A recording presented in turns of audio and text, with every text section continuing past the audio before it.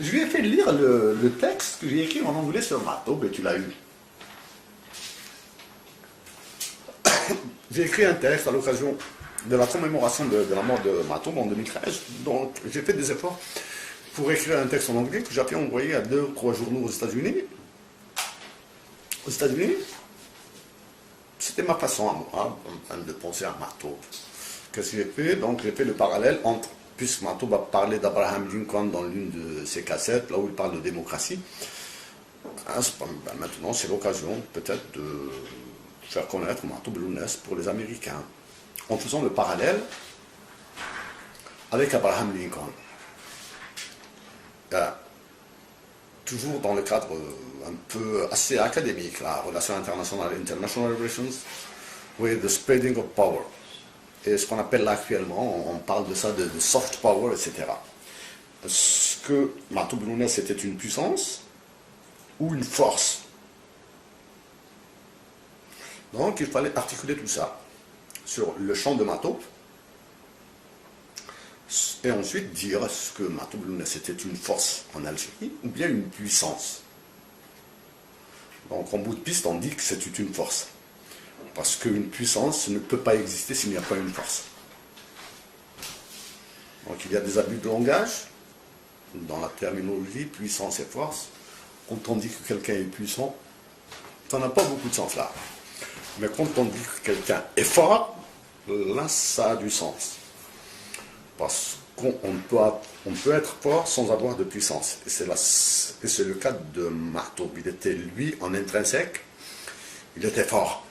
Mais il n'a pas été appuyé, il n'a pas été aidé, il n'a pas été suivi. Et plus les médias, français et algériens. Oh wow, ils l'ont broyé. Il était tombé dans le panneau des médias. Ça c'était... Est-ce que c'était une erreur de Matoub? Je ne sais pas. Je ne peux pas le dire comme ça, je ne le connais pas. Mais je pense qu'on l'a entraîné dans l'enfer des médias. Et je sais un petit peu comment ça fonctionne dedans, puisque je signe et je connais des journalistes, je connais des rédactions, et je signe des papiers dans les journaux. Je sais comment ça se passe. Donc ils l'ont entraîné dans l'enfer des médias. Alors que Matoub, je pense que si on faisait une comptabilité très simple, toutes les chansons de Matoub, en faisant la part des chansons d'amour, wow, sublime, puissante. Les chansons d'humanisme. Les chansons, bon, par exemple, où il fait appel aux intellectuels. Et quand on fait la part des chansons où il parle, pas de chansons de l'art, c'est de l'art, où il parle de Tamazight, on va les trouver à part égale. Hein? Donc on ne peut pas dire que Matoub est uniquement un militant pour Tamazight, c'est faux. On ne peut pas dire que Matoub était un humaniste uniquement, c'est faux. Matoub c'était un tout. Lounès Matoub, c'était un tout. C'était pas un chanteur, c'était pas un musicien. Il a révolutionné la musique chabi. Il a révolutionné, il a fait une révolution wahdes. Matoub, c'est un artiste. Quand on dit artiste, pas chanteur, hein? Artiste, c'est un niveau supérieur. C'est-à-dire, on commence à se rapprocher du niveau mystique.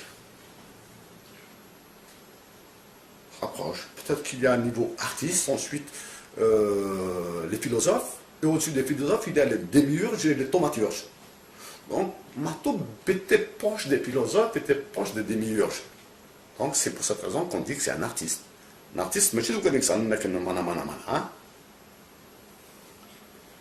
Donc, Matoub, j'ai fait sur la... Donc, Matoub n'était pas une puissance, c'était une force. Et donc cette Québécoise, elle a lu le texte en anglais. Yeah. Elle a commenté en anglais. Ça m'a fait énormément de bien.